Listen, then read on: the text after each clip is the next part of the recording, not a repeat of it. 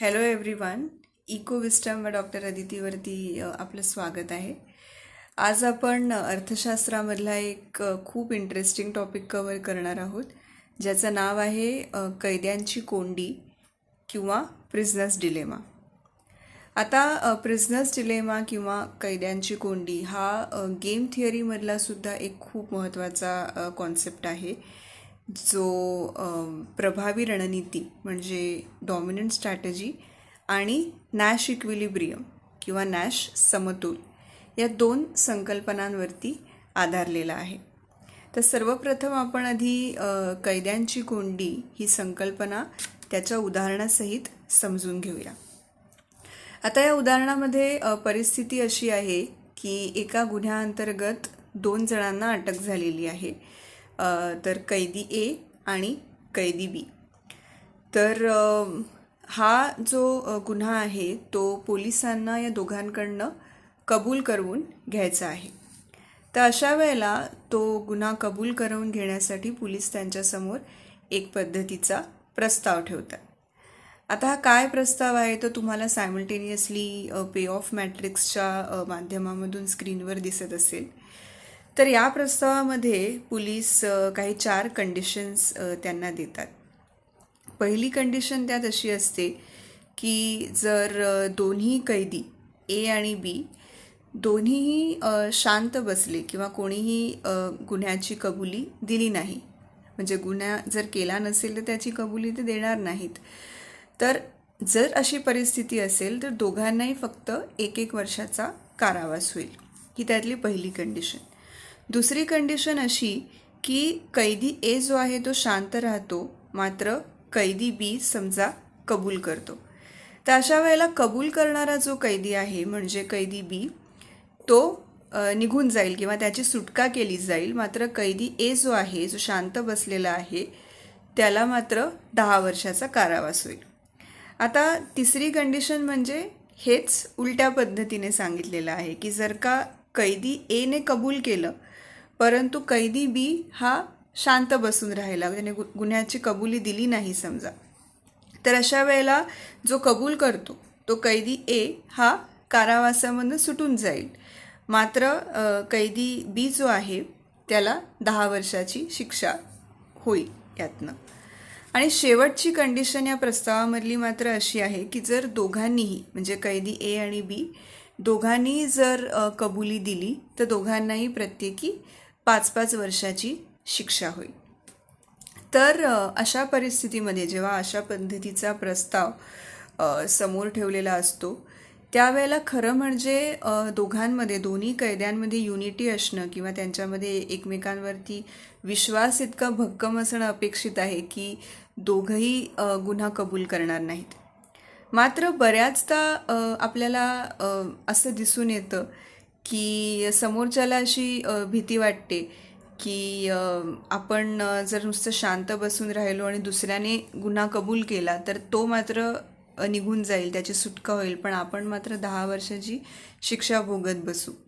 मग अशा वेळेला दोघंही काय करतात तर स्वतःला सेफ करण्यासाठी किंवा स्वतःला सुरक्षित करण्यासाठी ते त्यांच्या डॉमिनंट स्ट्रॅटेजीचा म्हणजे प्रभावी रणनीतीचा वापर करतात. आणि ते म्हणजे नक्की काय करतात तर दोघंही त्यांचा जो गुन्हा आहे तो कबूल करून टाकतात आणि त्यामुळे दोघांनाही प्रत्येकी 5 वर्षाची शिक्षा याच्यामध्ये होत असते. आता काही सिच्युएशन्समध्ये असंही असू शकतं की काहीही झालं तरी कबुली द्यायची नाही या समझोत्यानेच ते गुन्हा करण्याला उतरतात किंवा तयार होत असतात. परंतु ही जी काही जे समझोता आहे किंवा ही जी काही घटना आहे किंवा ही जी मानसिक स्थिती आहे ती फार कमी वेळेला आपल्याला दिसून येते. शेवटी प्रत्येकजण स्वतःला सेफ करण्याचा प्रयत्न करत असतो आणि तीच त्याची डॉमिनंट स्ट्रॅटेजी असते. त्यामुळे दोघंही कन्फेस करतात किंवा कबुली देतात. दुसरी संकल्पना याच्यामध्ये समावेश जिचा आहे ती म्हणजे नॅश इक्विलिब्रियम किंवा नॅश समतोल. आता नॅश समतोल म्हणजे सोप्या शब्दात सांगायचं झालं तर अशी अवस्था किंवा अशी स्थिती की जिच्यापेक्षा वेगळं काहीतरी एखाद्याने करायला बघितलं किंवा अचानक एकतर्फी रणनीती बदलली तर त्यातनं काहीही फायदा होणार नाही किंवा कदाचित नुकसानच होईल. म्हणजे बेस्ट पॉसिबल किंवा ऑप्टिमल डिसिजन मेकिंग हे जेव्हा दोघंही करतात तेव्हा त्याला नॅश समतोल असं म्हणतात. तर या परिस्थितीमध्ये दोघांसाठी नॅश इक्विलिब्रियम जर साधायचा असेल तर त्यांना दोघांनाही कबुली करणंच महत्त्वाचं आहे.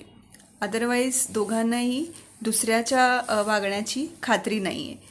त्यामुळे दोघंही स्वतःला सेफ करण्यासाठी गुन्ह्याची कबुली देण्याचं ठरवत असतात. तर अशा पद्धतीने हा कैद्यांची कोंडी किंवा प्रिझनर्स डायलेमाचा कॉन्सेप्ट आपल्याला समजून घेता येतो. आता रिअल वर्ल्डमध्ये किंवा अर्थशास्त्रामध्ये किंवा जागतिक पातळीवरती सुद्धा याचा कशा पद्धतीने आपल्याला तो सत्यात उतरताना दिसत असेल तर एक म्हणजे ओलिगोपॉलीचं उदाहरण आपण घेऊ शकतो. आता ओलिगोपॉली म्हणजे काय आहे तर ते एक मार्केट स्ट्रक्चर आहे. म्हणजे बाजारपेठेचा एक प्रकार आहे की ज्याच्यामध्ये फक्त 6-7 सेलर्स किंवा विक्रेते हे मार्केटमध्ये असतात. तर अशा वेळेला त्यांच्यामध्ये जीवघेणी स्पर्धा किंवा कटथ्रोट कॉम्पिटिशन असते आणि त्यामुळे तसा फायदा किंवा नफा कुणाला एकाला मिळतच नाही आणि ते नुसतेच एकमेकांशी झगडत राहतात किंवा संघर्ष करत राहतात, स्पर्धा करत राहतात. मग अशा वेळेला ते काय करतात तर अशा वेळेला ते एकत्र येऊन समझोता करतात आणि मोनोपॉली किंवा ज्याला आपण कार्टेल असं म्हणतो ते बनवतात. ज्यातनं मग जो काही नफा त्यांना मिळवता येत असतो मोनोपॉलीमधनं तो एकमेकांमध्ये वाटून घेतात आणि त्यातनं ते सगळ्यांचाच फायदा होत असतो.